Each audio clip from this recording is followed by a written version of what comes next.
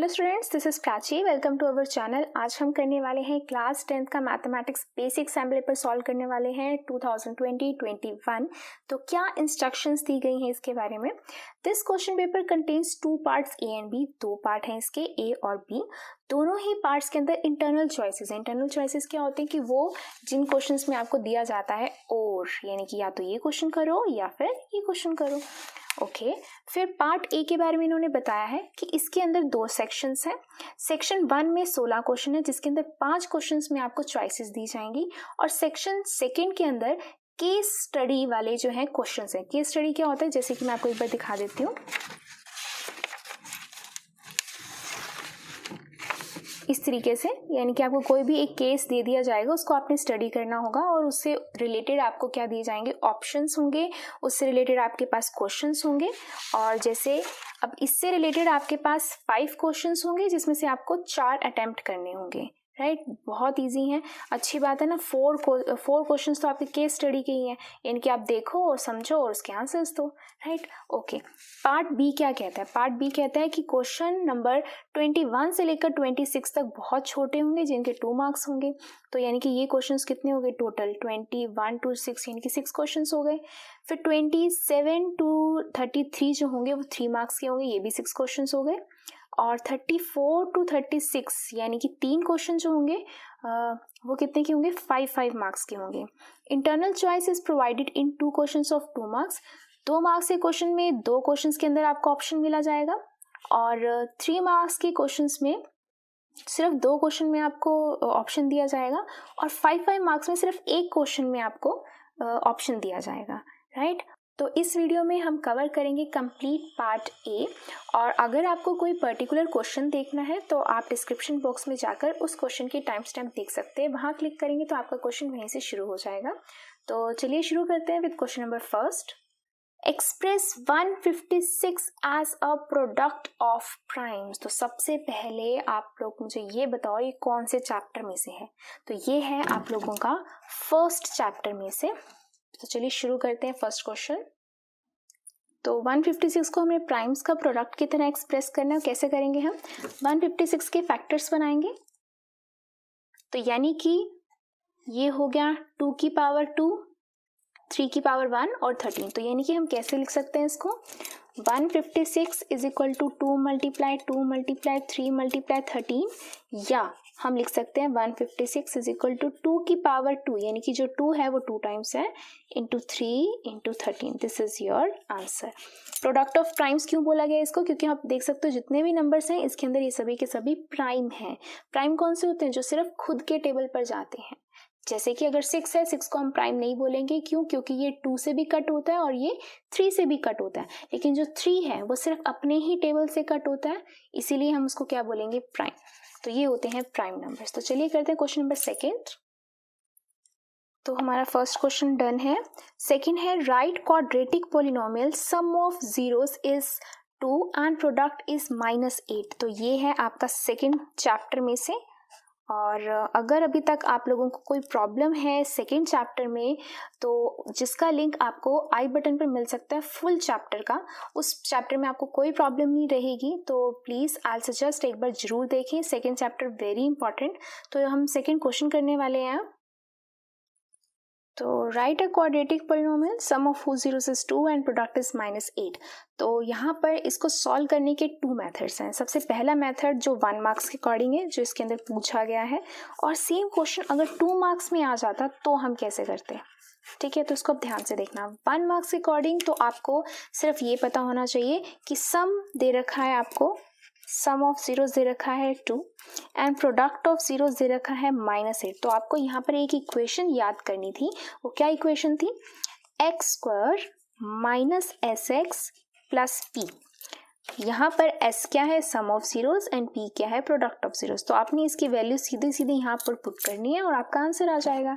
जैसे कि x² - 2x plus 8, यानी कि यहाँ पर -8 है, तो हम यहाँ क्या लगा देंगे, -8। तो आप इसको लिख सकते हो x² - 2x -8 is your answer. लेकिन अगर सेम क्वेश्चन अगर 2 मार्क्स में आ जाता तो हम इसको कैसे करते?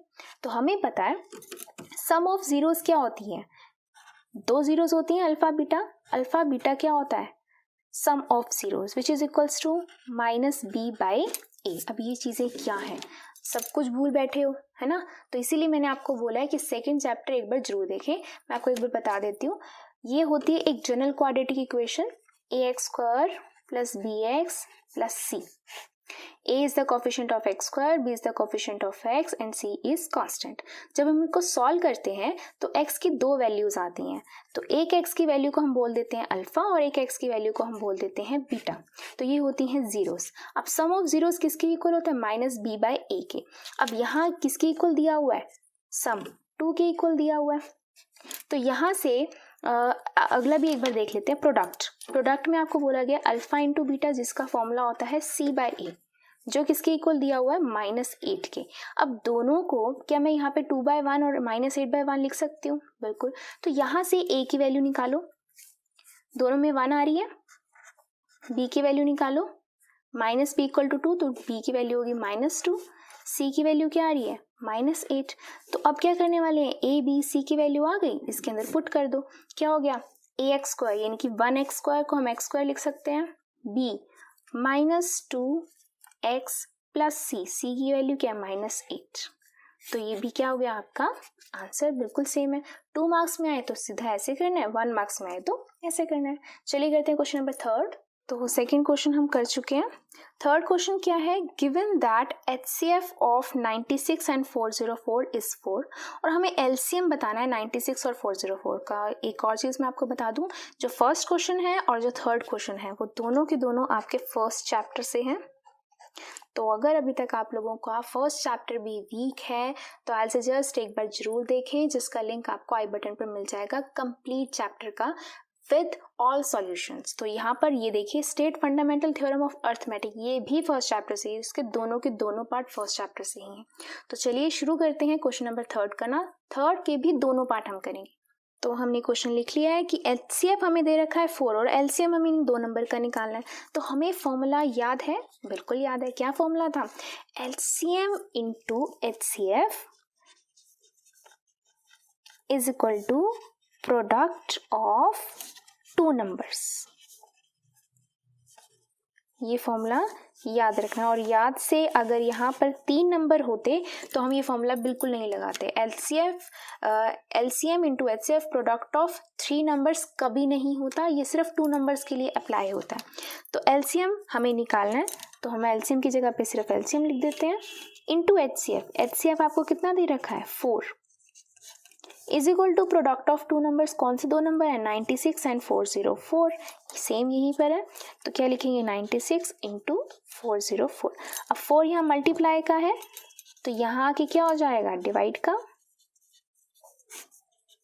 कैंसिल, 101। जब हम 96 को मल्टीप्लाई करेंगे 101 से तो क्या आएगा? 9696। तो ये हो गया इसका LCM। तो इसका सेकेंड पार्ट क्या कहता था? सेकेंड पार्ट कहता है state fundamental theorem of arithmetic. तो यहाँ मैंने और डाल दिया, और से आपको याद रह जाएगा कि इसी का ही ऑप्शन में था कि या तो ये क्वेश्चन करो या ये क्वेश्चन करो। तो state fundamental theorem of arithmetic क्या कहती है? स्टेटमेंट इसकी, every composite number can be expressed और factorized as a product of primes and this factorization is unique apart from the order in which the factors occur. क्या मतलब है इसका? कि एवरी कंपोजिट नंबर क्या होते हैं? वो कंपोजिट नंबर वो होते हैं जो प्राइम नहीं होते। अब प्राइम क्या होते हैं? जैसे मैंने अभी आपको बताया, जो सिर्फ खुद के टेबल पर जाते हैं। जैसे कि अगर मैं एग्जांपल लूँ 2, 3, 4, 5, 6 का, इसके अंदर सबसे पहले 2 जो है वो सिर्फ अपनी टेबल पर जाता है, तो ये हो गया आपका प्राइम। 3 जो है वो सिर्फ अपनी टेबल पर जाता है, वो भी हो गया प्राइम। लेकिन जो 4 है वो अपने टेबल पर तो जाता ही है, लेकिन साथ में 2 के साथ भी जाता है, 2 × 2 4 होता है, तो ये हो गया कंपोजिट। 5 अपने ही टेबल पर जाता है, तो ये हो गया प्राइम। 6 जो है अपने टेबल पे जाता ही जाता है, लेकिन साथ में 2 के टेबल पे भी जाता है, 3 के टेबल पे भी जाता है, तो ये हो गया कंपोजिट। तो ये होते हैं कंपोजिट नंबर जो प्राइम नहीं होते। तो हर कंपोजिट नंबर जो है उसको हम एक्सप्रेस कर सकते हैं या फैक्टराइज कर सकते हैं प्रोडक्ट ऑफ प्राइम्स। जैसे कि हमने भी फर्स्ट क्वेश्चन किया था। फर्स्ट क्वेश्चन में हमने क्या किया था? 156 इज इक्वल टू 2 × 2 × 3 × 13 लिखा था अभी हमने फर्स्ट क्वेश्चन में। तो बोलते हैं कि इस कंपोजिट नंबर को हम ऐसे प्राइम नंबर्स के फैक्टराइजेशन में हम लिख सकते हैं और वो यूनिक होती है। यूनिक का मतलब अब इनको छोड़ के कोई और नंबर इसके अंदर नहीं आ सकता, apart from the order in which factors occur. Apart from the order का मतलब क्या है कि क्या मैं इसको इस तरह से लिख सकती हूँ 13 इंटू 3 इंटू 2 इंटू 2, मतलब आगे पीछे इनका ऑर्डर कर सकती हूँ, आगे पीछे लिख सकती हूँ, लेकिन इन नंबर को छोड़कर कोई और नंबर नहीं आएगा। तो इसलिए ये फैक्टराइजेशन यूनिक होती है और इसका ऑर्डर हम आगे पीछे कर सकते हैं। तो चलिए करते हैं क्वेश्चन नंबर 4। तो 3rd ही डन हो चुका है, 4th करते हैं। तो अब 4th क्वेश्चन क्या कहता है, on comparing ratios of the coefficients find out whether the pair of the equation this and this is consistent और इनकंसिस्टेंट। तो ये कौन से चैप्टर में से है? यूर राइट, ये कौन से चैप्टर से है? 3rd चैप्टर से। क्या है नाम 3rd चैप्टर का? Linear pair of equations in 2 variables. Yes, 2 variables. तो यहाँ पर हमें बताना है कि कंसिस्टेंट है या इनकंसिस्टेंट है। तो कैसे करते थे? अगर आप लोगों को इस चैप्टर में प्रॉब्लम है तो आई सजेस्ट एक बार जरूर देखें ये पूरा चैप्टर, जिसका लिंक आपको आई बटन पर मिल जाएगा, with complete solution from exercise 3.1 to 3.7 with complete examples. So 4th question देखते हैं। तो on comparing the ratios of the coefficients, ये हमें इक्वेशन दे रखी है, ये फर्स्ट इक्वेशन, ये सेकेंड इक्वेशन दे रखी है। तो सबसे पहले हम जनरल इक्वेशंस कैसे लिखते हैं? a1x plus b1y equals to c1। Second equation a2x plus b2y equals to c2। ये क्या है? ये फर्स्ट इक्वेशन के लिए 1 1 1, सेकेंड इक्वेशन के लिए 2 2 2। और a1 is the coefficient of x in equation 1, b1 is the coefficient of y in equation 1, similarly c1 is the coefficient constant in equation 1। similarly second equation में भी ये रहेगा a2 x का coefficient, b2 y का, and c2 जो होगा constant होगा। तो इस फॉर्म में हम लिखते हैं इक्वेशन। ये क्या आएगी आपके पास? x minus 2y equals to 0। ये तो ऑलरेडी इसी फॉर्म में है, इसको इसकी फॉर्म में लिखना है। तो कैसे लिखेंगे? x और y लेफ्ट हैंड साइड पे इज इक्वल टू c2 है, तो -20 इधर आके क्या हो जाएगा? प्लस का 20। तो अब इनको इससे कंपेयर करते हैं, वैल्यूज लिखते हैं a1 b1 c1, similarly a2 b2 और c2 की वैल्यू लिखते हैं। a1 क्या है? x का कोफिशिएंट यहाँ पर क्या है? 1।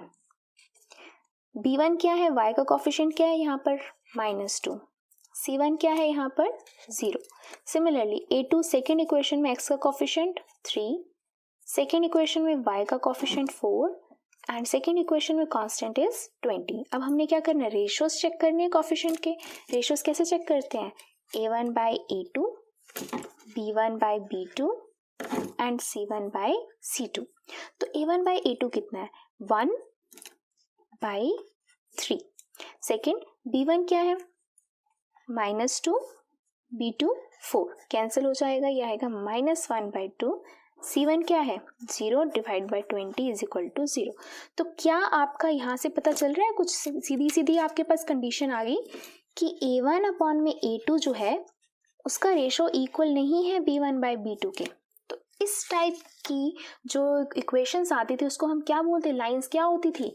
इंटरसेक्टिंग लाइंस आती थी। और इंटरसेक्टिंग लाइंस को हम क्या बोलते हैं? कंसिस्टेंट, यानी कि जिसका सॉल्यूशन पॉसिबल होता है, राइट। अगर मैं आपको एक क्विक रिवीजन दिलाऊं तो क्या होता था? अगर इसका रेशो इक्वल नहीं आया तो इंटरसेक्टिंग है तो वो कंसिस्टेंट है। अगर इसका रेशो इक्वल आ जाता और c1 बाई c2 के इक्वल ना आता तो लाइंस क्या होती? पैरेलल होती, और तब वो क्या होता आपका? इनकंसिस्टेंट। क्योंकि इनकंसिस्टेंट है, पैरेलल का मतलब कि उसकी जितने भी सॉल्यूशंस हैं वो पॉसिबल आगे नहीं होते, नो सॉल्यूशन होता है इसका। सिमिलरली अगर तीनों इक्वल आ जाते तो इसका मतलब क्या होता है? कोइंसिडेंट लाइंस होती हैं जिसको हम बोलते हैं कंसिस्टेंट। तो इंटरसेक्टिंग क्या होती है? ग्राफ पे अगर दो लाइंस ऐसे इंटरसेक्ट कर रही है, मीट कर रही है एक पॉइंट पे, तो वो हो गया कंसिस्टेंट। पैरेलल क्या होती है कि ग्राफ पे दो लाइंस कैसे भी पैरेलल आ रही हैं, आपस में मीट नहीं कर रही, तो वो हो गया इनकंसिस्टेंट। कोइंसिडेंट का मतलब क्या होता है कि ग्राफ पे एक लाइन के ऊपर ही दूसरी लाइन आ गई, सारे पॉइंट्स मीट कर रहे हैं, तो वो भी क्या हो गया आपका? कंसिस्टेंट। तो ये थी एक क्विक रिवीजन जिससे आपको पता चल सके कंसिस्टेंट इनकंसिस्टेंट क्या होता है। चलिए करते हैं क्वेश्चन नंबर 5। तो हमने 4th क्वेश्चन कर लिया है। ये कौन से चैप्टर से था? 3rd से था। 5th क्वेश्चन क्या कहता है? If A and B are coprimes then find the HCF of A and B। तो HCF LCM कौन से चैप्टर से आ रहा है? 2nd चैप्टर से आ रहा है ना। तो 5th में क्या कह रहा है कि A और B को प्राइम्स हैं और हमने उसका HCF बताना है। तो सबसे पहले मुझे ये बताओ को प्राइम्स क्या होते हैं। तो यहाँ मैंने क्वेश्चन लिख लिया। तो सबसे पहले मैं आपको को प्राइम्स का मतलब बताती हूँ। को प्राइम्स का मतलब होता है कि जिनके अंदर कोई भी कॉमन प्राइम नंबर नहीं होता। जैसे फॉर एग्जांपल देखो 2 और 3 है। 2 के फैक्टर्स बनाओ, क्या बनेंगे? 2 इंटू 1।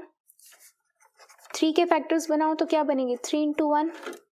ठीक है, तो ये दोनों हो गए आपस में को प्राइम्स। सिमिलरली अगर मैं फैक्टर्स बनाती हूँ किसके? 2 एंड 6 के फैक्टर्स बनाती हूँ, तो 2 का फैक्टर क्या होगा? 2 इंटू 1। 6 के फैक्टर क्या होंगे? 2 इंटू 3 इंटू 1। ठीक है, लेकिन इसके फैक्टर में 6 के फैक्टर में 2 भी तो आ रहा है, ये कॉमन आ रहा है, तो इनको हम को प्राइम्स नहीं बोल सकते। तो मैं यहाँ क्या कह सकती हूँ कि को प्राइम्स वो होते हैं जिनके पास कोई भी और कॉमन प्राइम नंबर नहीं होता। सिर्फ और सिर्फ क्या कॉमन है आपके पास? 1 कॉमन है। एक और एग्जांपल ले लेते हैं, जैसे कि मान लीजिए 5 और 6 ले लीजिए। ठीक है, 5 का क्या होगा? 5 इंटू 1 इज 5। 6 का क्या होगा? 2 इंटू 3 इंटू 1 6। तो अब यहाँ पर देखिए इन दोनों के अंदर कोई भी कॉमन है नंबर 5, तो 5 यहाँ नहीं है, लेकिन 1 जरूर है डेफिनेटली। सिमिलरली यहाँ पर भी देख सकते हो और कुछ कॉमन नहीं है, सिर्फ 1 कॉमन है। तो को प्राइम नंबर्स क्या होते हैं? कुछ और कॉमन ना होकर सिर्फ और सिर्फ क्या कॉमन हो? 1 कॉमन हो। और HCF क्या होता है? HCF वही होता है हाईएस्ट कॉमन फैक्टर। कौन सा कॉमन आ सकता है दोनों में से? तो दोनों में से कॉमन कौन सा आएगा? 1। तो इसीलिए जो HCF होगा, HCF जो होगा AB का, वो होगा आपका 1। अगर ये क्या है? को प्राइम्स हैं। को प्राइम्स का मतलब इनके अंदर और कोई कॉमन नंबर नहीं है, सिर्फ और सिर्फ 1 है। तो ये था क्वेश्चन नंबर 5th। तो हमने कर लिए क्वेश्चन नंबर 5th। अब करते हैं क्वेश्चन नंबर 6th। 6th क्या कहता है? Find the area of the sector of the circle with radius this and angle of the sector is 60। Similarly यहाँ पर भी एक और क्वेश्चन दे रखा है। ये दोनों के दोनों क्वेश्चंस आपके आते हैं 12th चैप्टर में से। तो शुरू करते हैं क्वेश्चन नंबर 6 करना। तो क्वेश्चन 6 है find the area of sector of a circle. एक सर्कल के सेक्टर का एरिया निकालो जिसका रेडियस 6 सेंटीमीटर है और उसका जो एंगल है वो 60 है और हमें पाई लेना है 22/7। तो हमें पता है कि क्या होता है, ये है एक सर्कल का ये होता है एक सेक्टर। सेंटर में से हम इतना सा पोर्शन जिसका एंगल क्या है 60, यानी कि ये जो है ये आपके पास 60 डिग्री और ये O मान लीजिए A, ये हो गया रेडियस आपको कितना दे रखा है? 6 सेंटीमीटर।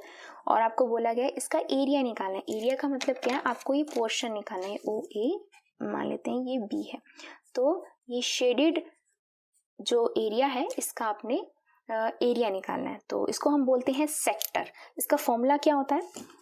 एरिया ऑफ सेक्टर कौन सा है? OAB। इसका फॉर्मूला होता है θ/360 इंटू πr²।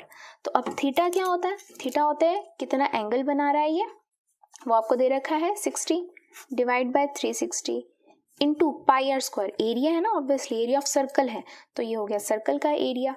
तो पाई हमें यूज करना है 22/7 और रेडियस आपको कितना दे रखा है? 6, तो 6 का स्क्वायर हो जाएगा। ये कैंसिल, ये 6 पे कैंसिल, ये इससे कैंसिल, तो ये आ जाएगा आपके पास 132/7। जिसको हम सॉल्व करते हैं तो आता है आपके पास 18.86 और ये दिया हुआ है आपको किसके अंदर? सेंटीमीटर में, तो एरिया आ जाएगा centimetre square. This is your answer. तो ये कर लिया हमने 6th का फर्स्ट पार्ट। सेकंड के लिए क्या बोला गया है? A horse tied to a pole with 28 metre long rope, find the parameter of the field where the horse can graze. यानी कि इसको हम ड्रॉ करते हैं सबसे पहले। तो सबसे पहले एक हॉर्स है जो एक पोल से टाई किया गया है। एक पोल हो गया एक खंभा जिसको बोलते हैं हम हिंदी में, तो ये हो गया पोल। इससे हमने एक हॉर्स को टाई किया है 28 मीटर लॉन्ग रस्सी से, लंबी रस्सी से, लॉन्ग रॉप से। तो ये है 28 मीटर लॉन्ग रॉप।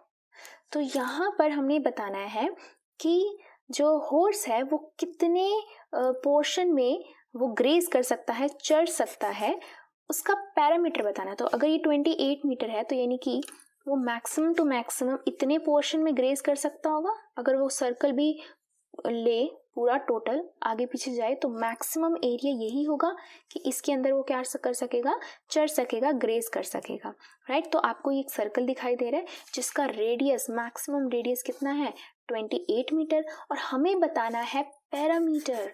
तो पैरामीटर ऑफ सर्कल का दूसरा नाम क्या होता है, circumference of circle. Very good. तो या तो हम पैरामीटर बोलो या सरकमफ्रेंस ऑफ सर्कल कितना होता है, यस नाइस, 2 पाई आर। तो 2 इंटू पाई क्या है, 22/7, और रेडियस का मतलब कितनी लॉन्ग रॉप है, वो है आपके पास 28। एक चीज मैं यहाँ एक्सप्लेन करना चाहूंगी, अगर आपसे पूछा जाता find the area of the field where the horse can graze, अगर एरिया पूछा जाता तो हम क्या लगा देते, एरिया ऑफ सर्कल, जो क्या होता है पाई आर स्क्वायर होता है। इसको सॉल्व करते हैं। तो ये आ गया आपके पास मीटर है, तो यहाँ लगाएंगे हम मीटर। और एक और चीज, यहाँ पर पैरामीटर है तो पैरामीटर के लिए सिंपल हम मीटर लगाते हैं, ठीक है। तो यहाँ पे कुछ स्क्वायर नहीं आता, लेकिन अगर एरिया पूछा जाता तो हम जरूर स्क्वायर लगाते। तो दिस इज योर आंसर। चलिए करते हैं नेक्स्ट क्वेश्चन। तो क्वेश्चन 7 देखिए, इन अ गिवन फिगर हमें दिया गया है जो DE है वो पैरेलल है BC के, और जो एंगल ADE है, ये वाला एंगल वो 70 डिग्री है, और एंगल BAC जो है, ये वाला जो एंगल है वो है 50 डिग्री। तो हमें बताना है देन द एंगल BCA ये एंगल कितना होगा। तो इस क्वेश्चन को ध्यान से देखते हैं। सबसे पहले दिया क्या है कि जो DE है वो पैरेलल है BC के। तो आपने ये 9th स्टैंडर्ड में भी किया हो कि अगर एक ट्राइंगल में ये और ये दो लाइंस अगर पैरेलल होती हैं तो ये एंगल इस एंगल के इक्वल होता है ना।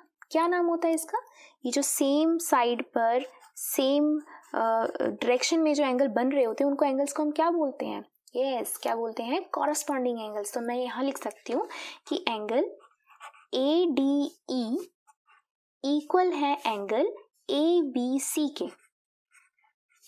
कितना है, अगर ADE 90 है तो ABC भी कितना होगा, 70 है तो ये कितना होगा 70। रीजन क्या लिख देंगे, क्या है ये, कॉरस्पॉन्डिंग एंगल्स हैं। तो जैसे ही कॉरस्पॉन्डिंग एंगल्स आए, मेरे पास ये आ गया, ये वाला एंगल आ गया, और मेरे पास ये एंगल ऑलरेडी है, ठीक है। कितना है ये एंगल आपके पास, BAC कितना है 50, ये है मेरे पास, ये मैंने निकाल लिया। अब क्या मैं ये निकाल सकती हूँ, यस वेरी इजी। कौन सी प्रॉपर्टी लगा के, एंगल सम प्रॉपर्टी लगा के। यहाँ क्या लिखेंगे, angle A plus angle B plus angle C is equal to 180। क्या लिखेंगे यहाँ पर, एंगल सम प्रॉपर्टी, कि एक ट्राइंगल के अंदर सभी एंगल्स का जो सम होता है वो किसके इक्वल होता है, 180 के। तो एंगल A कितना दिया हुआ है आपको, BAC कितना है 50, तो ये हो गया 50। और हमने अभी अभी एंगल B निकाला है, इनकी ABC निकाला है, वो कितना है 70। तो एंगल आपको C निकालना है, इसको प्लस कर दो, ये कितना हो गया 120। यहाँ प्लस का इधर आके क्या हो जाएगा माइनस का, तो ये आ गया 60 डिग्री। तो आप क्या लिख सकते हो, एंगल BCA कितना है आपका 60 डिग्री है। तो ये तो हो गया आपका 7th का। और पार्ट अगर हम चेक करें वो क्या कह रहा है, इन अ गिवन फिगर, ये आपको फिगर दी हुई है, AD जो है वो आपके पास 2 सेंटीमीटर है, BD जो है वो आपके पास 3 सेंटीमीटर है, AE जो है वो आपके पास 3.5 सेंटीमीटर है, और AC है कंप्लीट, यानी कि यहाँ से लेकर यहाँ तक टोटल कितना है 7 सेंटीमीटर है। हमें चेक करना है कि क्या DE जो है वो पैरेलल है BC के, DE जो है वो पैरेलल है BC के। मैं इसको अच्छे से फिगर बना लेती हूँ एक बार। तो यहाँ मैंने फिगर बना ली है जिसमें आपको AD दे रखा है 2 सेंटीमीटर, BD दे रखा है 3, AE 3.5 और AC आपको टोटल दे रखा है कितना 7। ये ध्यान देना, कई बार बच्चे मिस्टेक कर जाते हैं, फ्लो में लिख देते हैं EC, तो ये चीज़ ध्यान देनी है कि क्या दे रखा है, AC टोटल दे रखा है आपको 7। तो अगर आपको याद हो, हम क्या करते हैं, 6 चैप्टर का है ये क्वेश्चन, जिसमें हम लगाते हैं क्या, ट्राइंगल्स का ये क्वेश्चन है जिसमें हम लगाते हैं BPT, बेसिक प्रोपोर्शनैलिटी थ्योरम। क्या कहती है BPT आपकी कहती है कि अगर एक ट्राइंगल है, ठीक है, मान लीजिए ये सेम ले लेते हैं नाम इसका ABC और DE, ठीक है, इसमें बोलती है BPT कि अगर आपको ये चीज गिवन हो ना कि जो DE है वो पैरेलल है किसके, BC के, तो यहां से आप लिख सकते हो इसकी ये जो साइड्स हैं ये प्रोपोर्शन में है, यानी कि AD/DB जो है वो इक्वल है AE/EC के। ये कहती है आपकी BPT। यहाँ हमें क्या चेक करना है, यहाँ हमें चेक करना है कि क्या ये इसके पैरेलल है। अगर मुझे चेक करना है ये इसके पैरेलल है तो मुझे क्या करना पड़ेगा, इसका प्रोपोर्शन चेक करना पड़ेगा, जिसे हम बोलते हैं कन्वर्स ऑफ BPT। तो इसका कन्वर्स क्या कहता है, कन्वर्स कहता है कि अगर ये गिवन हो आपको कि उसकी जो साइड्स हैं अगर ऐसे प्रोपोर्शन में आ जाए तो हम कह सकते हैं कि जो DE है वो पैरेलल है BC के। तो यानी कि मुझे सबसे पहला काम यहाँ पर क्या करना है, मुझे चेक करनी है इसका डिवाइड बाय इसका ratio, AE divide by EC का रेशो। तो EC के रेशो के लिए मुझे EC की पहले वैल्यू चाहिए, बाकी की तो मेरे पास वैल्यू है ही। तो AE की है 3.5 और AC की दे रखी है 7। तो मैं क्या यहाँ लिख सकती हूँ, जो EC है AC माइनस AE, EC की वैल्यू निकालने के लिए टोटल में से मैं AE माइनस कर दूं, है ना। तो टोटल है आपके पास 7 माइनस AE है आपके पास कितनी, 3.5। तो ये भी कितनी आ गई, 3.5 सेंटीमीटर। तो अब हम इसका रेशो चेक कर लेते हैं।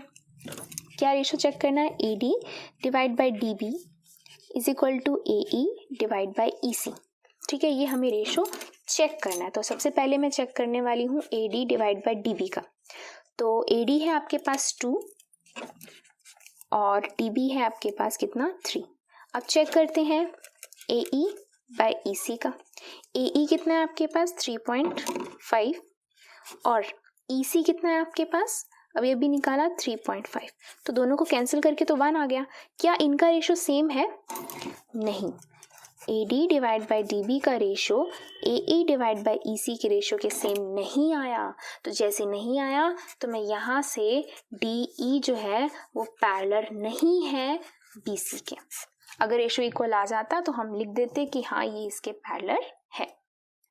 तो ये था आपका क्वेश्चन नंबर 7 जो आया था आपका 6th चैप्टर में से। अब करते हैं next question number 8। The cost of fencing of a circular field at the rate of 24 per meter is ₹5280. Find the radius of the field. तो इसको अच्छे से करते हैं। Question number 8।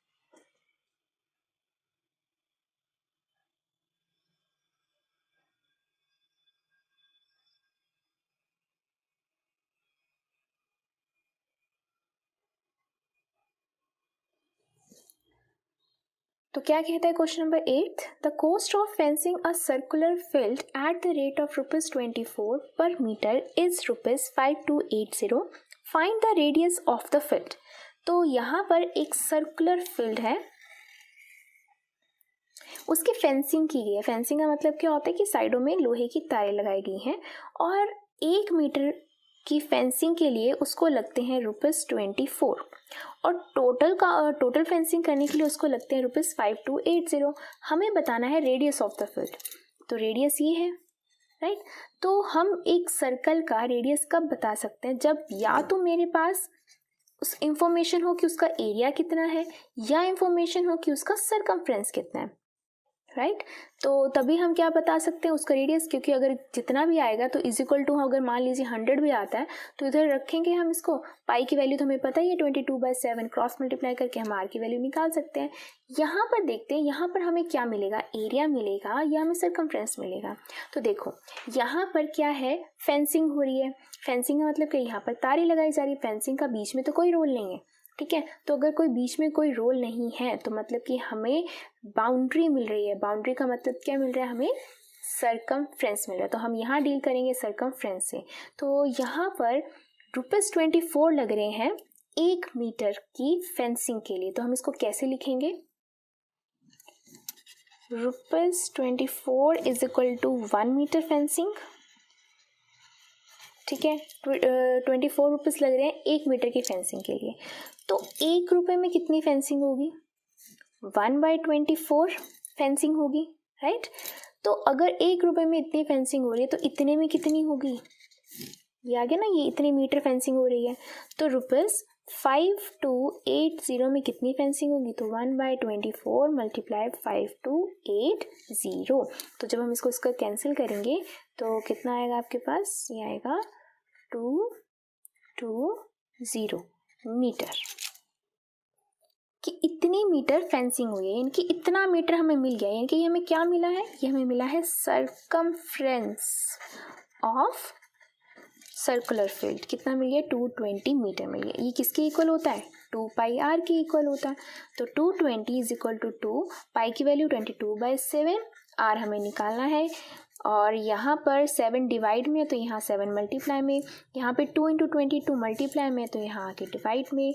इसको इससे कैंसिल करते हैं, ये आ गया आपके पास 35 मीटर रेडियस। तो दिस इज योर आंसर। तो चलिए करते हैं क्वेश्चन नंबर 9। तो क्वेश्चन 9 क्या कहते हैं, इसको एक एक लाइन पढ़ते हैं और इसके फिगर ड्रॉ करते हैं। A tree breaks due to a storm and the broken part bends so that the top of the tree touches the ground where it makes an angle 30 degree. यानी कि एक tree, ये रहा tree, ये कहीं बीच में से टूट गया और इसका ये वाला जो पार्ट है वो नीचे की तरफ गिर गया। अब वो जो नीचे गिरा हुआ जो पार्ट है वो कितना एंगल बनाता है ग्राउंड से? 30 डिग्री का एंगल बनाता है। ये रहा ग्राउंड, इससे जो एंगल बनता है वो बनता है 30 डिग्री का। तो ये टोटल बड़ा एक ट्री था, स्टॉर्म तूफान की वजह से इतना सा पार्ट इसका गिर गया, टूट गया, नीचे गिरा, तो वो एंगल कितना बना रहा है? 30 डिग्री एंगल बना रहा है। The distance between the foot of the tree to the point where the top touches the ground is 8 metre. यानी कि वो बोल रहे हैं जो डिस्टेंस है ट्री के फुट का और उस पॉइंट का जिस पॉइंट पर अब ट्री का टॉप टच कर रहा है वो कितना है? 8 मीटर। यानी कि यहाँ से लेकर यहाँ तक है आपके पास 8 metre. Find the height of the tree from where it is broken. अब हमें बतानी है हाइट ऑफ द ट्री जहाँ से वो टूटा है, यानी कि AB हमें बताना है जहाँ से वो टूटा। तो इसका नाम दे देते हैं C। अगर ये सीधा खड़ा हुआ है, ट्री सीधा ही होता है, तो वो क्या होता है? यहाँ पर 90 डिग्री पर वर्टिकली खड़े होते हैं। तो ये आप लोग सोच समझ चुके होंगे ये कौन से चैप्टर में से है। यस, ये चैप्टर है आपका 9th, that is application of trigonometry chapter में से है। तो यहाँ पर देखिए, जब इस टाइप का क्वेश्चन आता है आपके पास, ये 30 डिग्री, इसको हम बोलते हैं एंगल ऑफ एलिवेशन। इस एंगल के सामने वाला हमेशा क्या होता है? आपका परपेंडिकुलर। इसके सामने वाला आपका हमेशा क्या होता है? हाइपोटेन्यूज। जो बच जाता है वो क्या होता है? आपका बेस। आपको निकालना क्या है? आपको हाइट निकालनी है। हाइट मतलब कि आपको ये परपेंडिकुलर निकालना है। और गिवन क्या है? आपको गिवन है बेस। तो ऐसा कौन सा कॉम्बिनेशन था ट्रिग्नोमेट्री का जिसमें परपेंडिकुलर और बेस आता था? याद करते हैं एक बार। कैसे याद करते हैं? पंडित बद्री प्रसाद हर हर भोले सोना चांदी तोले। मतलब perpendicular by hypotenuse is sin, base by hypotenuse is cos, perpendicular by base is tan। तो यहाँ हमें चाहिए क्या? perpendicular by base चाहिए, तो हम क्या लगाएंगे? tan लगाएंगे। तो हम लिखेंगे in triangle ABC tan theta. अब थीटा यहाँ क्या है? 30 degree is equal to perpendicular by base. Perpendicular है आपके पास AB और बेस कितना है? BC। अब tan 30 की वैल्यू क्या होती है? यस, अगर अभी तक आप लोगों ने ट्रिग्नोमेट्रिक रेशियोज के एंगल की वैल्यू निकालने वाला टेबल नहीं देखा है, उसकी एक बहुत सिंपल सी ट्रिक है, सभी की सभी वैल्यूज आपको याद हो जाएंगी बहुत जल्दी। उस ट्रिक की वीडियो अगर अभी तक आप लोगों ने नहीं देखी तो आई सजेस्ट एक बार जरूर देखें, जिसका लिंक आपको आई बटन पर मिल जाएगा। तो यहाँ पर tan 30 की वैल्यू मैं डायरेक्ट लिख रही हूँ, लेकिन आप लोग उस ट्रिक से जरूर लर्न कर ले। यहाँ पर साइन भी हो सकता था, कोस भी हो सकता था, कुछ भी हो सकता था, राइट। तो tan 30 की वैल्यू होती है आपके पास 1/√3 और AB निकालना है आपको। BC की वैल्यू क्या है? 8। Cross multiply √3 AB is equal to 8, यहाँ पर मल्टीप्लाई, इधर आके क्या हो जाएगा डिवाइड, तो ए बी आ गया 8/√3 और किस में है ये मीटर्स में है, तो आंसर आएगा आपका metre. This is your answer. तो ये हो गया आप लोगों का 9th क्वेश्चन। नेक्स्ट है आपके पास 10th question. If the parameter and the area of the circle are numerically equal then find the radius of the circle. Very interesting question, चलिए करते हैं इसको। तो कह रहा है if the parameter and the area of a circle, ये एक सर्कल है जिसका पैरामीटर क्या होता है, इसकी आउटर लेंथ या सर्कमफ्रेंस, और उसका जो सर्कल का एरिया है वो न्यूमेरिकली इक्वल। न्यूमेरिकली का मतलब क्या है कि अगर वो 10 सेंटीमीटर, अगर वो 10 मीटर है तो वो 10 मीटर स्क्वायर है, अगर वो 20 है तो वो 20 है, सेम है। तो हमने उसका क्या निकालना है, हमने उसका निकालना है रेडियस। ठीक है, तो हमें दे रखा है पैरामीटर इक्वल है एरिया ऑफ अ सर्कल, एक ही सर्कल के। तो पैरामीटर क्या होता है, 2πr होता है, तो हमने लेट कर लिया रेडियस इसका r है, और एरिया का फॉर्मूला क्या होता है, πr² होता है। ठीक है, तो यहाँ से क्या चीज कैंसिल हो रही है, पाई से पाई कैंसिल, और क्या बचा आपके पास 2r इक्वल्स टू r²। अब एक r और एक r², एक से एक r कैंसिल हो गया, क्या बच गया 2 और इधर बच गया r, तो जो रेडियस है वो आपका क्या होगा 2। वेरी इंटरेस्टिंग, तो रेडियस होगा 2। अगर इसकी डायमेंशंस मीटर में होंगी तो मीटर में आ जाएगा, सेंटीमीटर में होंगी तो सेंटीमीटर में आ जाएगा। तो ये था आपका क्वेश्चन नंबर 10th। तो done with question number 10th। Next है write the empirical relationship among mean, median and mode. Empirical relationship क्या होती है, वो रिलेशनशिप जो इनके रिलेशन को वेरीफाई करने के काम में आती हैं। तो मीन, मीडियन, मोड आप लोगों को पता है कौन सा चैप्टर है, तो ये चैप्टर आप लोगों का 14, जिसे हम बोलते हैं स्टैटिस्टिक्स बोलते हैं, जिसमें हम मीन, मीडियन एंड मोड निकालते हैं। तो हम कौन सी, क्या इसका फॉर्मूला था, एक फॉर्मूला जिसके अंदर तीनों की तीनों चीजें आती हैं, मीन भी, मीडियन भी और मोड भी। तो ये फॉर्मूला था आपका 3 median equals to 2 mean plus mode.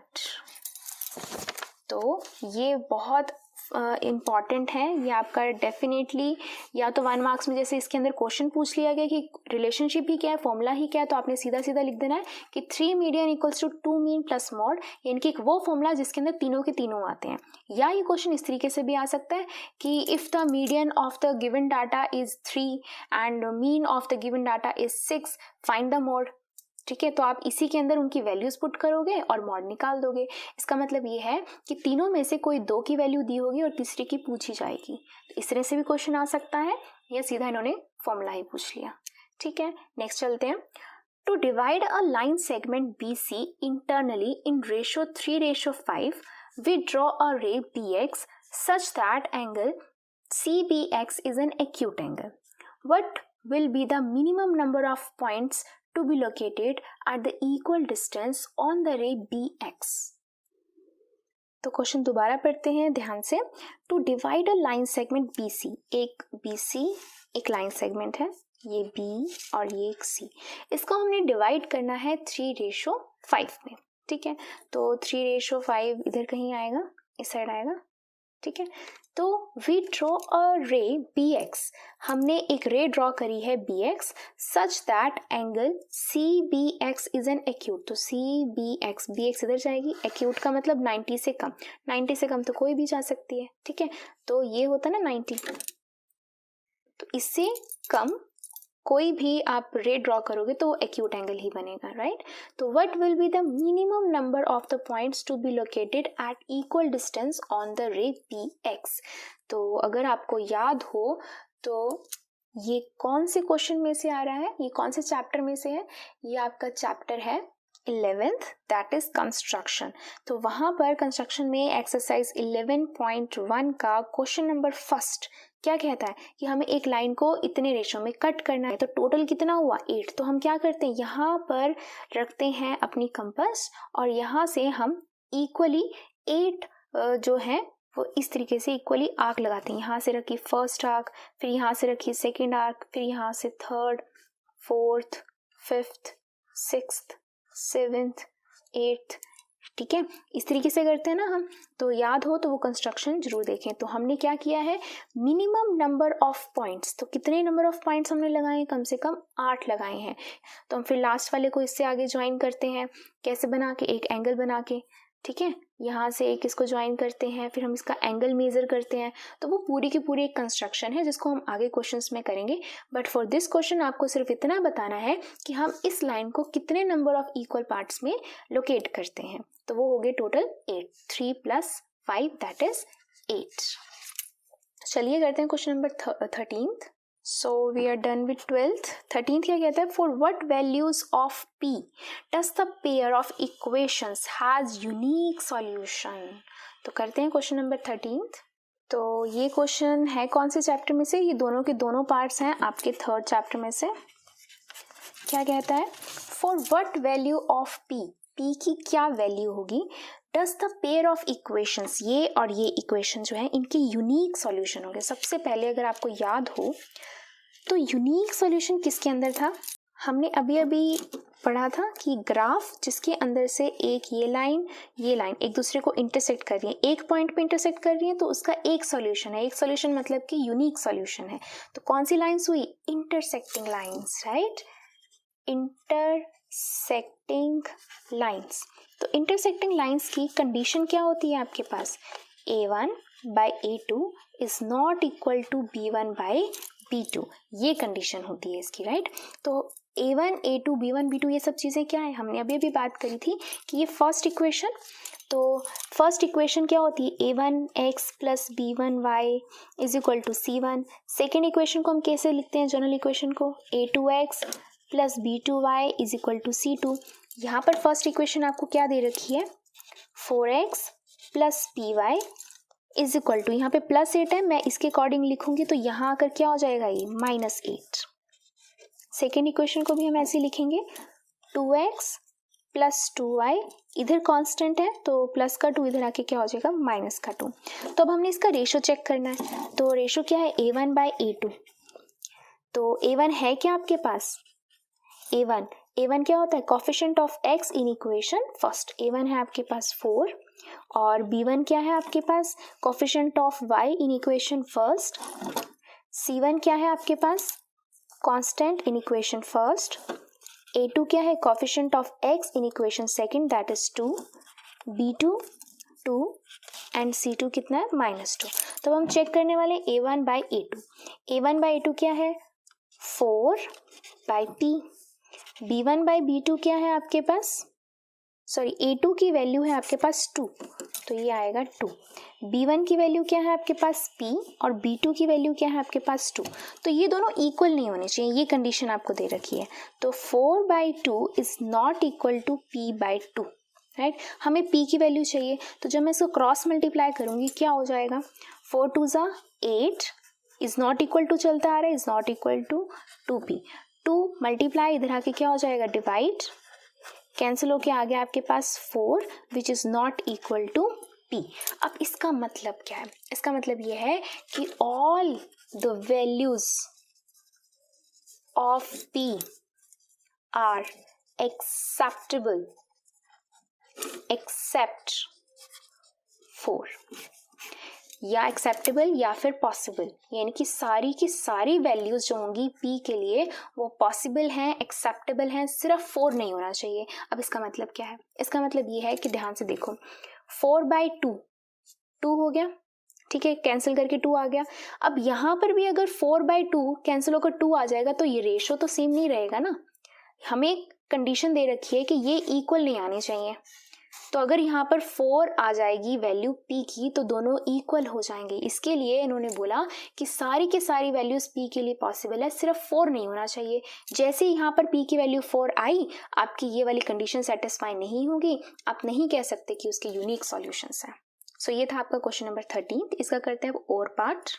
तो 13th का और पार्ट क्या कहता है कि what type of straight lines will be represented by the system of equations this and this. ये 2 इक्वेशंस आपको दी हुई हैं, उन्होंने बोला किस टाइप की स्ट्रेट लाइंस आएंगी। तो हमें 3 टाइप की स्ट्रेट लाइंस पता है, सबसे पहले इंटरसेक्टिंग, दूसरी पैरेलल और तीसरी कोइंसिडेंट। तो इंटरसेक्टिंग के लिए क्या कंडीशन थी, ये थी ना इंटरसेक्टिंग के लिए कि ग्राफ पे क्या आती हैं, इंटरसेक्टिंग आती हैं। तो इसकी कंडीशन क्या थी, A1/A2 is not equal to B1/B2। Second condition क्या थी कि वो पैरेलल आ जाए।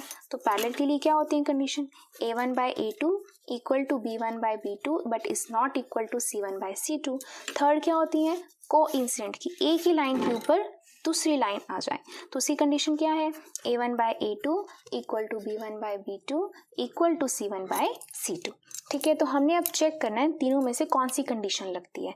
तो यहाँ पर हमें क्या दे रखा है, हम जनरल इक्वेशन से लिखेंगे A1x plus B1y equals to C1, इसकी जनरल इक्वेशन लिखो। A2x plus B2y equals to C2। यहाँ से आपके पास वैल्यूज आ जाएंगी।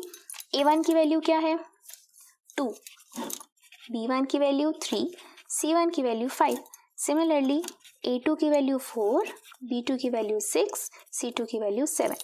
चेक करते हैं A1/A2, B1/B2, C1/C2। A1 is 2, A2 is 4, cancel होके आ गया 1/2। B1 is 3, B2 is 6, cancel होके आ गया आपके पास 1/2। C1 is 5, C2 is 7। तो यहाँ से आपको पता चल रहा है कि A1/A2 इक्वल है B1/B2 के, दोनों 1/2 1/2, बट ये इक्वल नहीं है C1/C2 के। तो कौन सी कंडीशन हो गई, ये हो गई सेकेंड। तो ये कौन सी लाइन्स आएंगी आपके पास, पैरेलल लाइन्स आएंगी। चलिए करते हैं क्वेश्चन नंबर 14। तो हमने क्वेश्चन नंबर 13 के दोनों पार्ट कर लिए हैं। 14 क्या कहते हैं देखते हैं। अ bag contains 3 red balls and 5 black balls. तो एक बैग है जिसके अंदर 3 रेड बॉल्स हैं, 1 2 3, और 5 ब्लैक बॉल्स हैं, 1 2 3 4 5। एक बॉल को हमने बाहर निकाला बैग से, क्या प्रोबेबिलिटी है कि जो बॉल हमने बाहर निकाली है वो रेड है। तो हम लिखते हैं नंबर ऑफ रेड बॉल्स कितनी है 3, नंबर ऑफ ब्लैक बॉल्स कितनी है 5, टोटल नंबर ऑफ बॉल्स कितनी है 3 + 5 8 है। तो probability of drawing red ball कितनी होगी, क्या होती है, इसका फॉर्मूला क्या होता है प्रोबेबिलिटी का, possible outcomes divide by total number of outcomes. यही हम पढ़ते आ रहे हैं 6th 7th 8th 9th standard में, टोटल नंबर ऑफ आउटकम्स, यानी कि पॉसिबल कितनी है और टोटल कितनी है। पॉसिबल का मतलब क्या हुआ कि नंबर ऑफ रेड बॉल्स कितनी है, ठीक है, और टोटल का मतलब obviously total number of balls कितनी है। तो नंबर ऑफ रेड बॉल्स कितनी हो गई 3, और टोटल कितनी हो गई आपके पास 8। तो 3/8 इज द आंसर, ये रहेगी प्रोबेबिलिटी। अगर आपसे पूछा जाता है कि ब्लैक की बताओ, तो क्या हो जाता है नंबर ऑफ ब्लैक बॉल्स, तो हो जाती 5/8। तो अब करते हैं 14th का और part. A die is thrown once, एक डाई को हमने एक बार थ्रो किया है, क्या प्रोबेबिलिटी है एक प्राइम नंबर निकलेगा। डाई मतलब क्या होता है, वो जो आप लूडो में खेलते हो, क्या होते हैं नंबर्स उसके अंदर 1 2 3 4 5 6, ये नंबर्स होते हैं उसके। तो इनकी टोटल नंबर कितने हो गए 6 हो गए। क्या प्रोबेबिलिटी है कि वो एक प्राइम नंबर होगा। तो प्राइम नंबर कौन से होते हैं, जो सिर्फ खुद के टेबल पर जाते हैं। तो खुद के टेबल पे कौन से जाने वाले हैं, एक 2 है, एक 3 है, एक 5 है। 4 जो होता है वो भी 2 के टेबल पे जाता है, 6 जो है वो भी 2 और 3 के टेबल पे जाता है। सबसे ज़्यादा प्रॉब्लम आती है बच्चों को 1 पे, 1 को भी वो कई बार कंसीडर कर लेते हैं प्राइम। तो जो 1 है वो प्राइम नंबर नहीं होता है, ठीक है, तो उसको हम प्राइम नंबर कंसीडर नहीं करते हैं। तो ये हो गया 2 3 एंड 5। तो probability of getting prime number क्या होगी, नंबर ऑफ प्राइम्स, मतलब कितने नंबर हैं प्राइम के 2 3 5, यानी कि 3 हो गए नंबर। तो 3 बाय टोटल कितने नंबर हैं 6, तो ये आ जाएगी 1/2। तो ये है आपका आंसर। चलिए करते हैं क्वेश्चन नंबर 15। तो अब क्वेश्चन 15 क्या कहता है, अ tower stands vertically on the ground, एक ग्राउंड पे एक टावर वर्टिकली खड़ा, वर्टिकली का मतलब 90 डिग्री का एंगल बना रहा है ग्राउंड के साथ, from the point on the ground which is 15 metre away from the foot of the tower. यानी कि ग्राउंड पे कोई एक पॉइंट है, मान लीजिए ये पॉइंट है, जो टावर के फुट से कितना दूर है 15 मीटर दूर है, 15 मीटर दूर है। वहां से the angle of elevation of the top of the tower is found to be 60 degree. यहाँ से टावर के टॉप का जो एंगल ऑफ एलिवेशन है वो कितना मिल रहा है हमें, 60 डिग्री मिल रहा है। मतलब कि एंगल ऑफ एलिवेशन क्या होता है, जब हम नीचे होते हैं हम नीचे से ऊपर की तरफ देखते हैं तो उसे हम बोलते हैं एंगल ऑफ एलिवेशन। सो नाम दे देते हैं इसको A B C। हमें निकालनी है height of the tower, right. तो अब देखो, जब ये आपके पास एंगल गिवन है, इसके सामने वाला क्या होता है, हमेशा परपेंडिकुलर होता है। 90 के सामने वाला हमेशा हाइपोटेन्यूज होता है और जो बच गया वो होता है हमेशा बेस, राइट। तो यहाँ पर हमें बेस दिया हुआ है और हमें परपेंडिकुलर निकालना है, यही निकालनी है ना हाइट ऑफ टावर। तो परपेंडिकुलर और बेस में कौन सी ट्रिग्नोमेट्रिक रेशो आता है, तो चेक करते हैं। पंडित बद्री प्रसाद हर हर भोले सोना चांदी तोले। परपेंडिकुलर बाय हाइपोटेन्यूज हो गया साइन का, बेस बाय हाइपोटेन्यूज हो गया कॉस का, परपेंडिकुलर बाय बेस हो गया टैन का। तो यस, मेरे को यही कॉम्बिनेशन चाहिए परपेंडिकुलर और बेस का, वो आ रहा है टैन। तो हम लिखेंगे in triangle ABC tan theta. अब थीटा क्या है यहाँ पर, 60 degree. 60 degree is equal to perpendicular by base, perpendicular है BC और बेस है AB। टैन 60 की वैल्यू क्या है, तो आपने अभी तक आई होप लर्न कर ली होगी वो ट्रिक वाली वीडियोस, तो नहीं की हैं तो मैं बार बार बोल रही हूँ उसको एक बार जरूर लर्न करें, ये बहुत काम की चीज़ है। तो टैन 60 की वैल्यू क्या होती है, √3। BC हमें निकालना है हाइट ऑफ टावर, और AB कितना दिया हुआ है 15, क्रॉस मल्टीप्लाई कितना आ गया 15√3 BC, ये आ गया हाइट ऑफ टावर। तो अब करते हैं क्वेश्चन नंबर 16। तो क्वेश्चन 16 क्या कहता है, the probability of an event E plus probability of an event E बार यानी कि नॉट E इज किसके इक्वल होती है, वो हमेशा इक्वल होती है 1 के। अब इसका मतलब क्या है, इसका मतलब ध्यान से देखिए, इसका मतलब है कि अगर कोई इवेंट हो रहा है प्लस कोई इवेंट नहीं हो रहा, उन दोनों की प्रोबेबिलिटी मिलाकर है 1। ध्यान से सुनो, इसका एक एग्जाम्पल लेते हैं। जैसे मान लो आपके पास एक कॉइन है, ठीक है, आप उसको टॉस करते हो, तो क्या पॉसिबिलिटी है, या तो हेड आएगा या टेल आएगा, ठीक है। तो मैं आपसे पूछती हूँ क्या प्रोबेबिलिटी रहेगी कि वो हेड आए, तो probability of having head is equal to कितनी होगी, पॉसिबिलिटी क्या है, हेड भी आ सकता है टेल भी आ सकता है, यानी कि 2 है पॉसिबिलिटी, और आना क्या चाहिए, हेड आना चाहिए। तो ये हो गई 1, हेड के लिए क्या होगी favourable, divide by total is 2, तो प्रोबेबिलिटी ऑफ अकरिंग हेड कितनी होगी 1/2, राइट। तो ये तो हो गया probability of occurring an event. अब probability of not occurring an event मतलब कि अगर हेड ना आए, अगर हेड नहीं आएगा तो क्या बना पॉसिबिलिटी, टेल ही आएगी ना। तो टेल की प्रोबेबिलिटी क्या होगी, प्रोबेबिलिटी ऑफ टेल वो कितनी होगी, एक ही बार टेल है और टोटल कितनी है 2, तो वो भी हो गई 2। तो देखो probability of occurring an event is 1/2, probability of not occurring an event is also 1/2, तो 1/2 प्लस 1/2 इज 1। तो चलिए करते हैं क्वेश्चन नंबर 17। तो क्वेश्चन नंबर 17 क्या है, केस स्टडी क्वेश्चन है आपके पास, और आपको अटेम्प्ट यानी 4 सब पार्ट्स, इसके सब पार्ट्स दे रखे हैं आपको 5, और आपको उसमें से 5 में से कोई 4 अटेम्प्ट करने हैं, और सबका जो मार्क्स होगा वो होगा 1 मार्क्स के। तो 17th क्वेश्चन क्या कहता है, ये इन्होंने रेड फोर्ट की एक पिक्चर दी हुई है।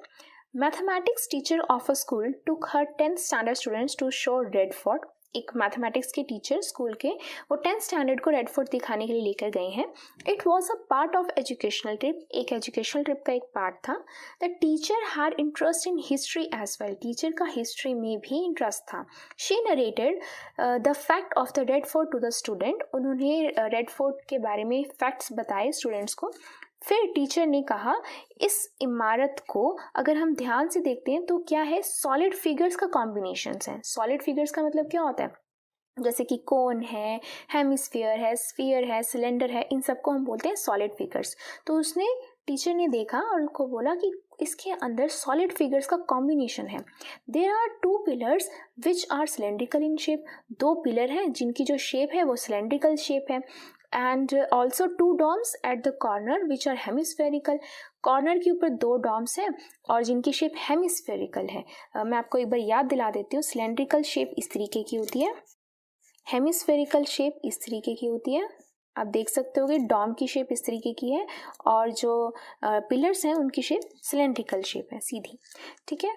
ऑल्सो 2 डॉम्स हो गया। Then 7 smaller domes at the centre, यानी कि 7 छोटे डॉम्स हैं सेंटर के बीच में. The flag hoisting ceremony on the independence day takes place near these domes. इन डॉम्स के पास फ्लैग होस्टिंग सेरेमनी होती है इंडिपेंडेंस डे पर. राइट, तो अब इससे रिलेटेड कुछ क्वेश्चंस हैं जो हमने इनके आंसर देने हैं. तो पहला क्वेश्चन क्या है, how much cloth material will be required to cover big domes each of radius 2.5 metres. ये बड़े बड़े डॉम्स हैं, इसके ऊपर अगर हमें कपड़ा डालना है तो, और इनका रेडियस है 2.5, तो हमें कितना मटेरियल लगेगा, कितना कपड़ा लगेगा. तो देखो इस तरीके से इसे हम बोल सकते हैं हेमिस्फेरिकल शेप के डॉम है. तो इसके ऊपर मुझे कपड़ा चढ़ाना है, तो जो कपड़ा चढ़ाना है वो किस पोर्शन पे चढ़ेगा, इसी पोर्शन पे चढ़ेगा. ठीक है, तो जब इस पोर्शन पे चढ़ेगा इसको हम क्या बोलते हैं, अगर मेरे को सिर्फ इतना सा पोर्शन चाहिए हो तो इसको हम कैसे निकालते हैं, इसे हम निकालते हैं curved surface area of hemisphere. तो इतना सा ये हो गया ना कर्व्ड, जितना कर्व्ड है उसका सरफेस एरिया निकालने, तो मतलब इतना ही कपड़ा चढ़ेगा इसके ऊपर. तो curved surface area of hemisphere क्या होता है, 2πr², ये इसका फॉर्मूला होता है. लेकिन यहाँ पर 2 डोम्स हैं तो यानी कि 2 हेमिस्फीयर, तो curved surface area of 2 hemispheres, तो 2 से इसको मल्टीप्लाई कर देंगे. तो ये हो गया 4 पाई की वैल्यू 22/7, और रेडियस हमें दिया ही हुआ था, कितना बोला हुआ था उन्होंने, 2.5 मीटर. तो 2.5 इंटू 2.5, क्योंकि r का स्क्वायर है. इसको सॉल्व कर लेते हैं फटाफट से. पॉइंट हटाया, 10 लगाया, 5 5 सा एंड 5 2 सा, 2 को इसे कैंसिल किया, 2 को 5 पे, देन 5 5 सा, ये आ गया आपके पास 22 मल्टीप्लाई 5 5 से 25 डिवाइड बाय 7. जब हम इसको कैलकुलेट करेंगे तो आपके पास आंसर आएगा 78.57 मीटर स्क्वायर. तो ये इतना क्लॉथ लगेगा आपका जब आपको कवर करने होंगे 2 बिग डॉम्स. ठीक है, जिनका जो रेडियस होगा वो कितना है, 2.5 मीटर है. तो हमारा आंसर क्या आया है, 78.57. तो ये हो गया इसका B part. Next, write the formula to find the volume of the cylindrical pillar. क्या होता है volume of cylindrical, volume of cylinder क्या होता है, अगर आप लोगों को याद हो तो अच्छे से, वॉल्यूम ऑफ सिलेंडर होता है आपका πr²h. ये एक फॉर्मूला है. राइट, नेक्स्ट चलते हैं. फाइंड द लेटरल या कर्व सरफेस एरिया, एक ही बात होती है. फाइंड द लेटरल या curve surface area of the 2 pillar if the height of the pillar is 7 metre and the radius of the base is 1.4 metre. तो यहाँ पर हमें एक 2 पिलर की हाइट इस तरीके से हो गया आपका सिलेंडर, जिसकी जो हाइट है वो है 7 मीटर और जो रेडियस है वो है 1.4 मीटर. आपको बताना है लेटरल सरफेस एरिया, लेटरल यानी कि कर्व्ड, और कर्व्ड सरफेस एरिया क्या होता है सिलेंडर का, लिखते हैं इसको अच्छे से. या तो लिखेंगे लेटरल सरफेस एरिया या curved surface area of cylinder, ये होता है आपके पास 2πrh. और उन्होंने बोला 2 पिलर हैं ऐसे, तो lateral surface area of 2 cylinders वो कितना होगा, 2 से मल्टीप्लाई कर देते हैं.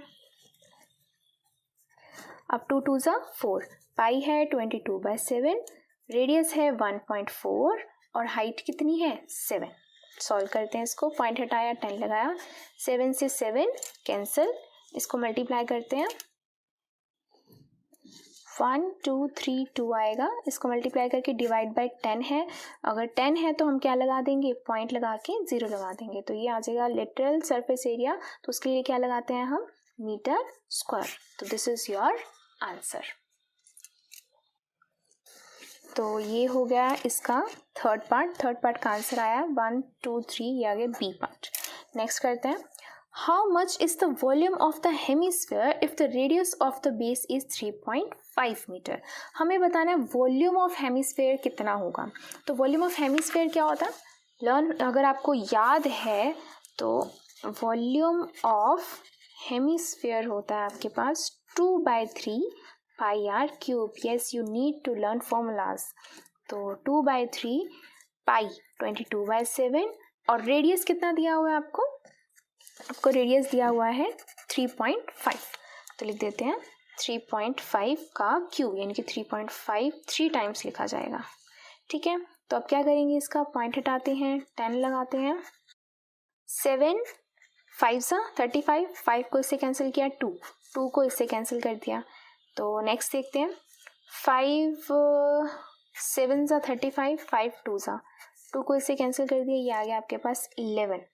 तो अब मल्टीप्लाई करते हैं, 77 मल्टीप्लाई 35 डिवाइड बाय 3 इंटू 10 30। इसको सॉल्व करेंगे तो कितना आंसर आएगा आपके पास, 89.83 metre cube.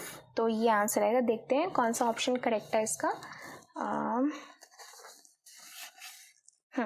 This one, last one, 89.83। तो ये आ गया है इसका डी। तो आपको यहाँ से क्या इंफॉर्मेशन मिल रही है कि आपको लर्न करनी है फॉर्मूलाज। तो नेक्स्ट क्वेश्चन करते हैं, 17th के बाद 18। इसका 5th पार्ट रह गया, ध्यान से देखते हैं 5th पार्ट को। What is the ratio of the sum of the volume of the two hemisphere of radius 1 centimetre each to the volume of the hemisphere of the radius 2 centimetre. यानी कि वो बोल रहे हैं कि हमें बताना है क्या रेशो होगा sum of the volume of two hemisphere, यानी कि अगर 2 हेमिस्फेयर हैं, 1 सेंटीमीटर का रेडियस है, 1 सेंटीमीटर का, इसको प्लस कर दो इन दोनों के वॉल्यूम को। और किसके साथ वॉल्यूम के साथ रेशो करना है आपको, volume of hemisphere, volume of sphere, एक वॉल्यूम ऑफ स्फीयर जिसका जो रेडियस है वो कितना है 2 सेंटीमीटर। तो चेक करते हैं इसका रेशो। तो यहाँ लिखते हैं volume of 2 hemisphere divide by volume of 1 sphere is equal to, अब सबसे पहले वॉल्यूम ऑफ 2 हेमिस्फीयर प्लस करना है इसको।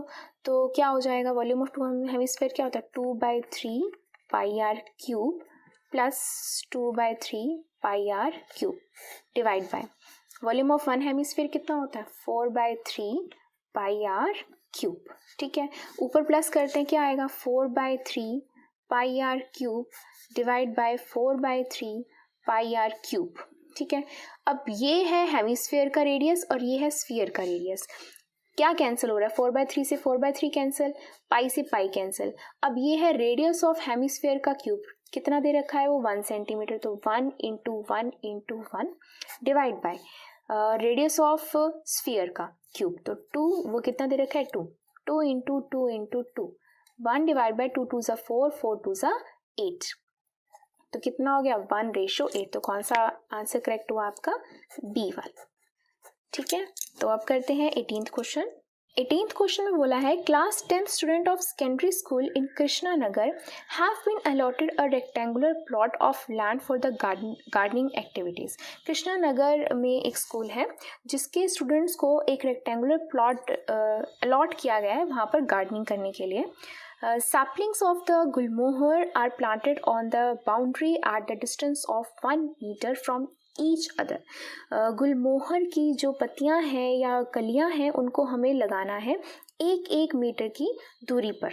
ठीक है, उसकी बाउंड्री पर, जैसे यहाँ पर आप देख सकते हैं। The students are to sow seeds of the flowering plants on the remaining area of the plot. There is a triangular grassy lawn in the plot as shown in the figure. ये एक triangular grassy plot है, यानी कि इसके अंदर सिर्फ grass है। Students are to sow seeds of the flowering plants on the remaining area of the plot. बाकी एरिया पे उन्होंने क्या करना है, बीज को बोने हैं प्लांट्स की। ठीक है, तो अब देखते हैं क्या करना है हमें ए को कंसीडर करना है एज ओरिजिन। ओरिजिन का मतलब क्या होता है, 0 0। ठीक है, तो फर्स्ट क्वेश्चन क्या है इसका, considering A as origin what are the coordinates of ए।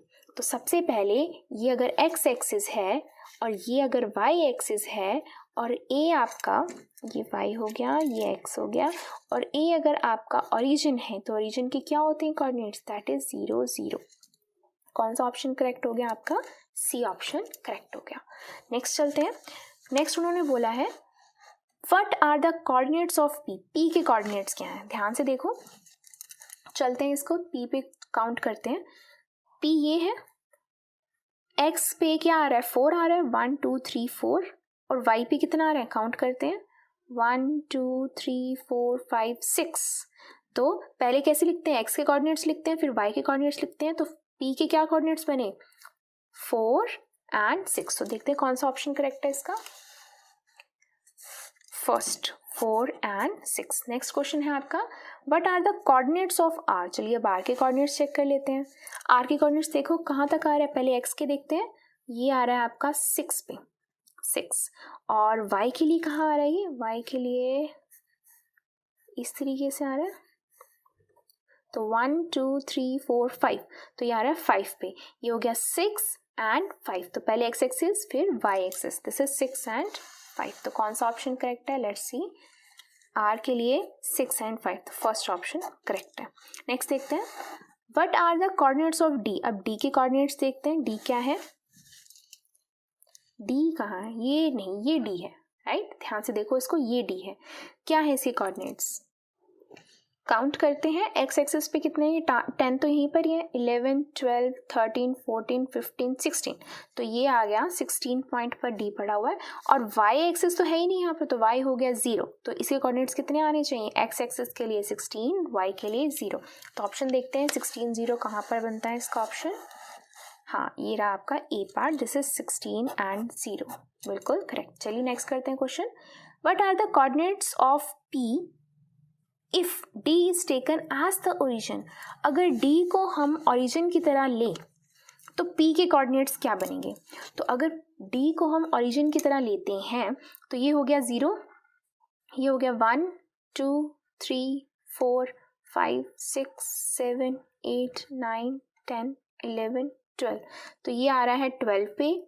और y के लिए तो वही रहेगा ना, y तो बिल्कुल वही रहेगा, क्योंकि यहाँ पर भी वही रहेगा y, 1 2 3 4 5 6, यहीं पर जा रहा है ना 6 तक, यस 6 तक। तो ये जो x के कोऑर्डिनेट्स हो जाएंगे वो होगा 12 और y के हो जाएंगे 6, तो 12 और 6 चेक करते हैं।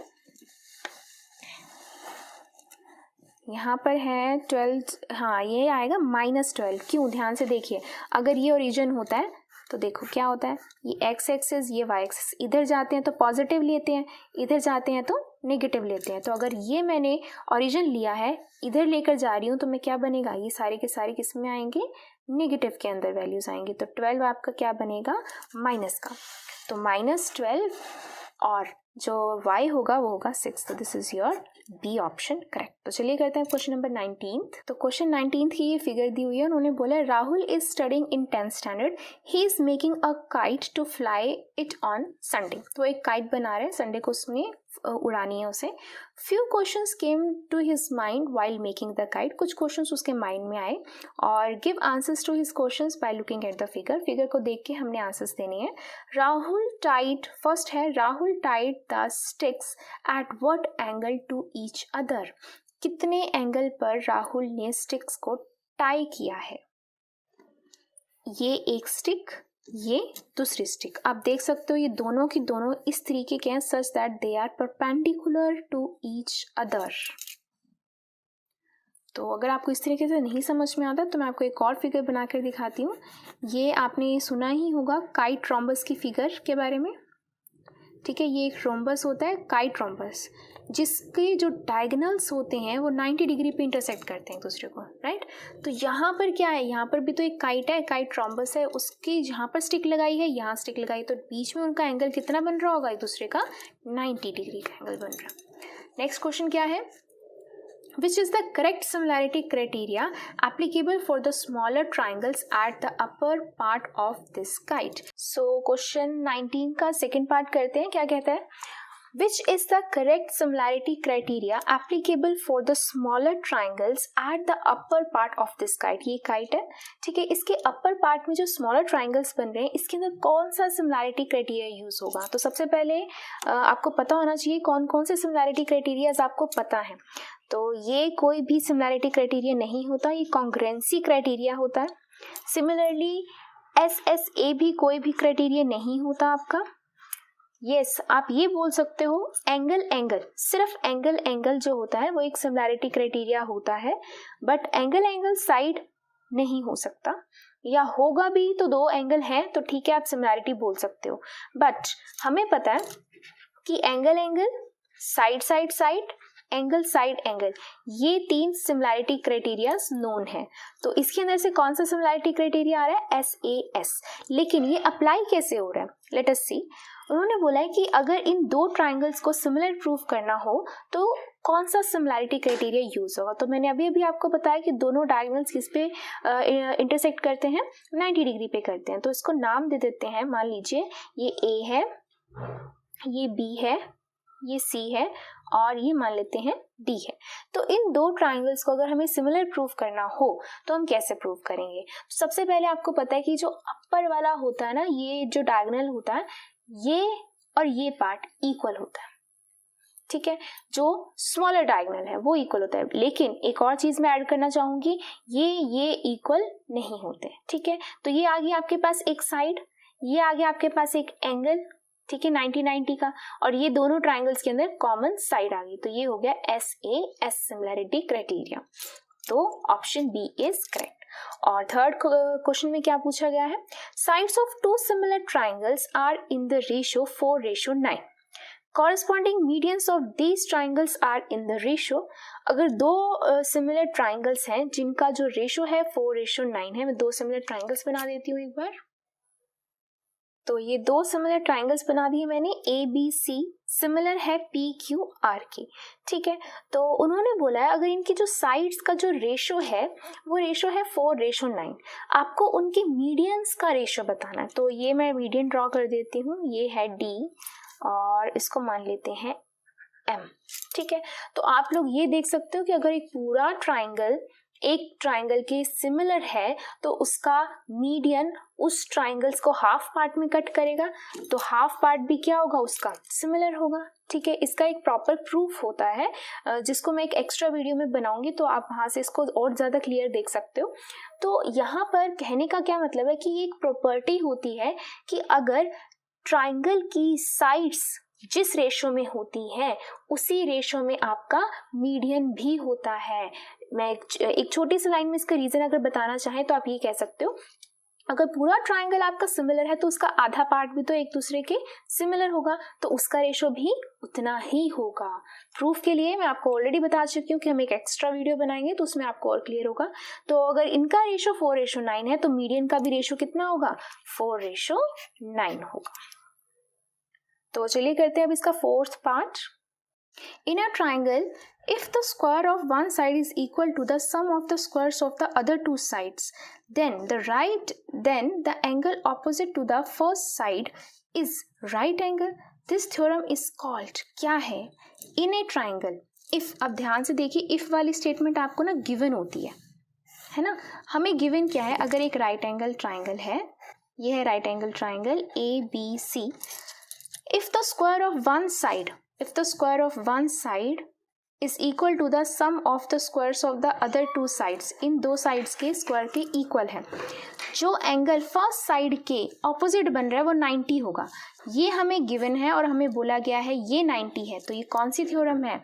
यू आर रॉन्ग, आप बोल रहे हो पाइथागोरस, लेकिन ये कन्वर्स ऑफ पाइथागोरस है। वाई? पाइथागोरस के लिए क्या होता है? आपके पास गिवन होता है कि ये 90 है और फिर आप लिखते हो कि hypotenuse square is equal to perpendicular square plus base square.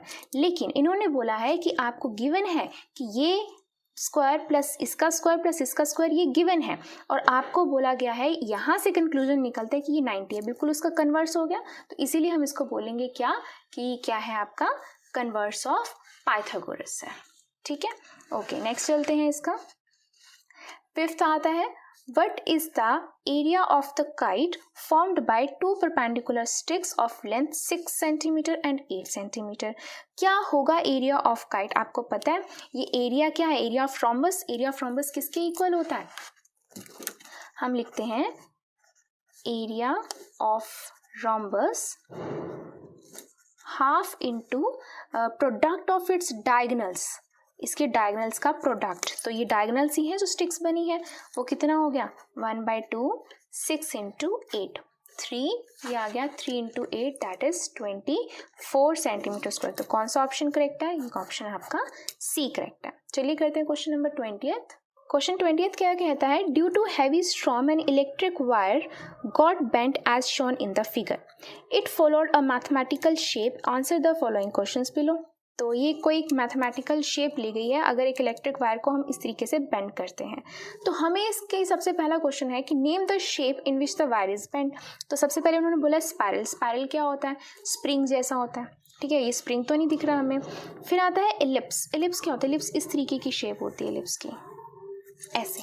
तो ये एलिप्स भी नहीं है। लीनियर मतलब कि एक लाइन, ये लाइन भी नहीं है। तो है क्या ये? दिस इज पैराबोला, इसे हम बोलते हैं एक पैराबोला। तो answer D is correct. Next है आपके पास how many zeros are there for the polynomial. इस पॉलिनोमियल के लिए कितनी जीरोस पॉसिबल हैं? तो हमने ये क्वेश्चन ये हमने सेकेंड चैप्टर में किया हुआ है कि एक्स एक्सिस पर ये जितनी बार कट करेगा उसे हम क्या बोलेंगे? उतनी जीरोस इसकी पॉसिबल है। तो कितनी जीरोस पॉसिबल है? एक्स एक्सिस को कट कर रहा है एक बार, दो बार, तो इसकी कितनी जीरोस पॉसिबल हुई? 2 जीरोस पॉसिबल है। तो option A is correct. Next question है the zeros of the polynomials are. क्या जीरोस क्या है इस पॉलिनोमियल की? देखिए हमने अभी बताया 2 जीरोस पॉसिबल है इसकी। तो 2 जीरोस कहाँ पॉसिबल थी? जहाँ वो कट कर रहा था। तो अब देखिए कहाँ वो कट कर रहा है। एक कट कर रहा है -1 पर और एक कट कर रहा है 3 पर, ठीक है। तो ये 2 जीरोस पॉसिबल हुई। तो यहाँ पर कहाँ आ रहा है -1 और 3? ये आ रहा है आपका ऑप्शन बी। नेक्स्ट आता है what will be the expression of the polynomial. Polynomial का एक्सप्रेशन क्या होगा? तो पॉलिनोमियल का एक्सप्रेशन के लिए हम क्या लिखते हैं? x² - sx + p, ये होती है हमारे पास पॉलिनोमियल का, where s is the sum of zeros and p is the product of zeros.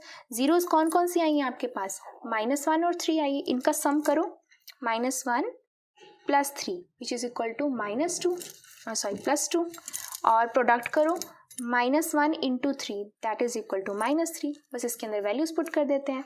x² - 2x + 3 मतलब प्रोडक्ट आ रहा है -3, तो ये हो गया -3। इसको लिख सकते हैं x² - 2x - 3। तो चेक करते हैं ऐसा कोई ऑप्शन है आपके पास? यस, ये है आपका ऑप्शन सी, x² - 2x - 3। तो ये आ गया आपके पास थर्ड ऑप्शन। फिफ्थ देखते हैं what is the value of the polynomial if x is equal to -1। अगर क्या वैल्यू होगी पॉलिनोमियल की अगर x की वैल्यू हो गई -1? तो यानी कि इसका मतलब क्या है कि अगर इसके अंदर मैं -1 पुट करती हूँ तो इसकी वैल्यू क्या होगी? चलिए पुट करते हैं। -1 का स्क्वायर मतलब x की जगह पे आपको -1 पुट करना है। तो 2 - 1 - 3, -1 का स्क्वायर इज 1, -2 एंड -3, 3 - 3 इज 0। तो देखें ऑप्शन है, बिल्कुल है, this is your D option. So thank you, that's all for this video. Next video में हम कवर करेंगे पार्ट बी के ऑल क्वेश्चंस। Thank you.